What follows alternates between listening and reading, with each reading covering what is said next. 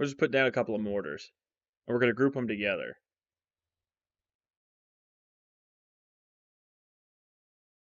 All right, so now we've got 3 mortars. And we need to put down an observer somewhere. So let's see. We're going to drop an observer.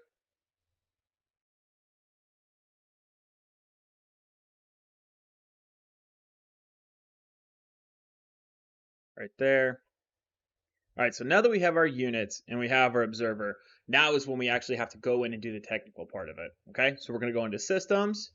We're going to go into supports, support provider artillery, and you're going to see there's one underneath that says virtual. Okay, so support provider artillery, we're going to drop that down. And then down at the bottom, support requester. We're going to drop that one down as well. This one needs to be synced to the observer. Oops. And then also synced to provider. And provider needs to be synced to the artillery units. And it can be synced to multiple different pieces. So let's just give you an idea here. We're going to put down this Scorcher. And just so it doesn't drive off anywhere, we're going to delete the driver out of it.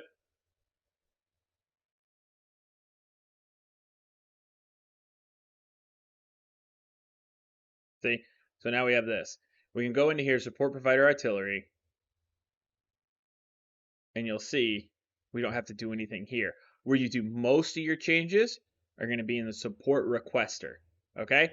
So everywhere you see here where it says -1, that means you have an unlimited amount of calls. So if you're building a mission and you want to give them a limited amount, all you do is change that number to, let's change it to 5.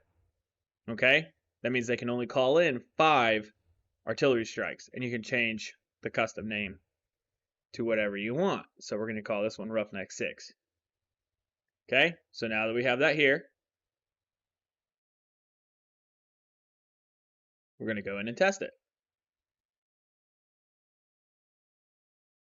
So, and you can see in the upper left-hand corner of the screen, you can see the artillery support is available.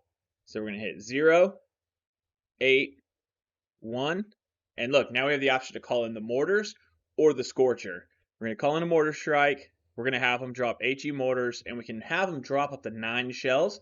We're just going to have them drop 3. And it's going to hit right wherever we're looking.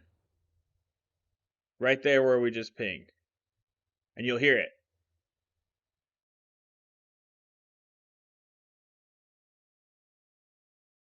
I may have the volume turned down on the desktop too much, but you should be able to hear it. Here it comes. Round's complete. So they let you know they fired all of them. Splash means you're about to have impact.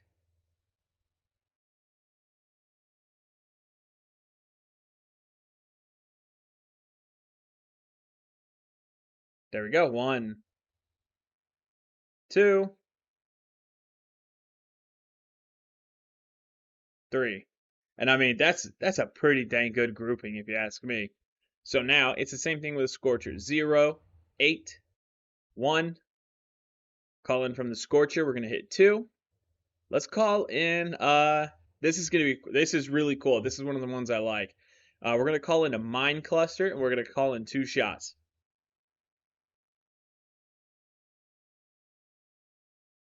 So what this is a special round that's fired from the Scorcher, and it's a cluster shell that explodes in the air and spreads mines over a field. So if you're doing any kind of defensive mission, your players can use this type of ordnance to create a minefield out far away without having to go and place mines themselves. All right, round's complete.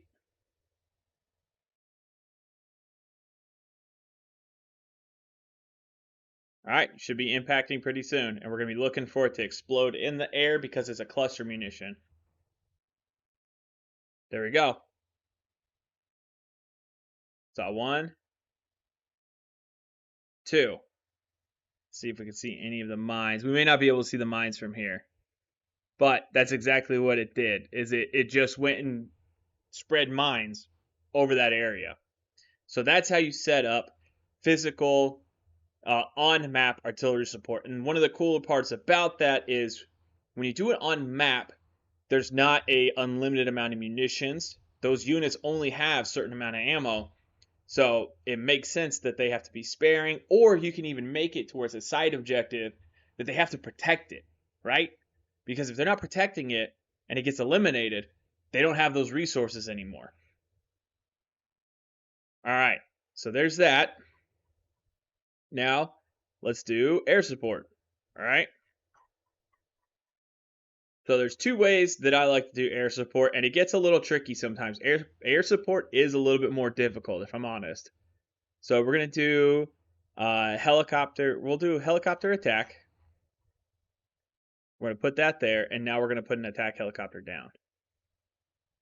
Like I said, we're running with vanilla right now, so we don't have any of the other mods, but any attack helicopter works. So let's call in an AH-9 Pawnee.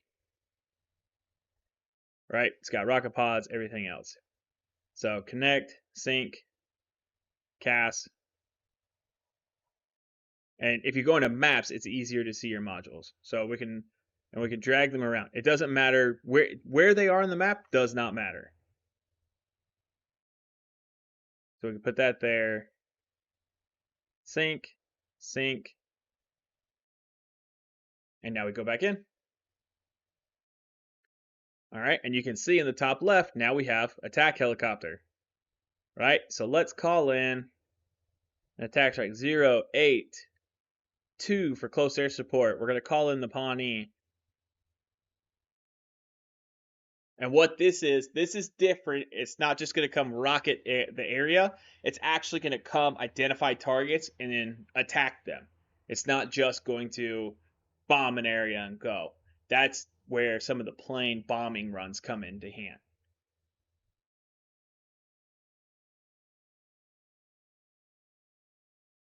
So, and I'll speed this part up because it's going to take the helo a little bit to get here because it's going to have to take off, head this way, and then we'll see it kind of start loitering in the air. And you'll hear it long before it gets here.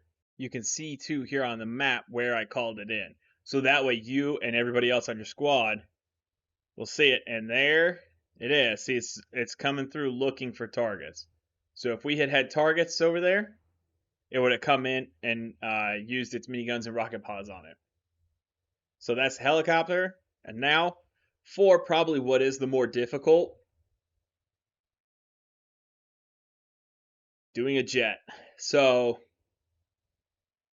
the jets are difficult because a lot of times they like to just take off. And we're gonna use the vanilla version of the A10. All right. I'm gonna put it here. I'm gonna have it parked out like this. We're gonna drop the module down next to a support provider cast bombing run. Syncing it. And once again, it doesn't matter where it is. Support requester. All right.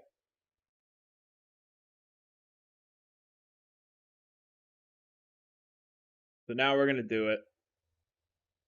We're gonna call in a bombing run from that A10. 0. These are the numbers on your keyboard to be able to quickly get to it. You're gonna get to 0, 8, 3.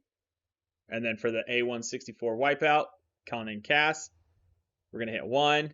And we're gonna do, so we have two options here. If we have a laser designator, we can actually laze targets and it'll come by, lock onto our laser, and drop bombs. So that way if you're dealing with like armor or things that are moving at you, this is the way I would do it. But since we're looking at a static target, I'm calling it an unguided bomb.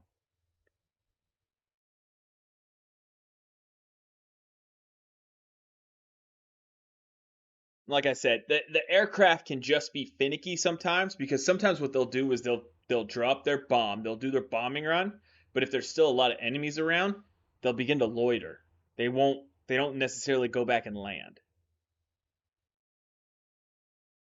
And which is great because in the sense that they're helping you, but it's not if they start wiping out all your targets before you even get to it. If you're just sitting there watching this, this jet take them out over and over and over again, it's nowhere near as fun. Oh, coming in low. You can actually see the bomb was dropped. There it goes. And boom. Now it says they're returning to base. You gotta admit it, this is sick to see.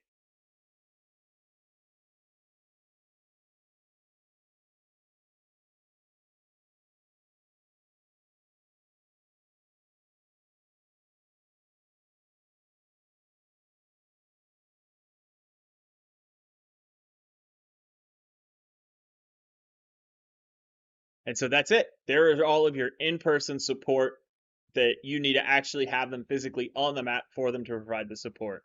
If this helped you at all, please drop a like. If you like all the different tutorials that we're doing for Arma 3 and these are updated for 2024, also throw a subscribe on the channel. It's the easiest way that you can support me and it literally costs you nothing. Appreciate you guys coming by. Welcome to the Roughnecks.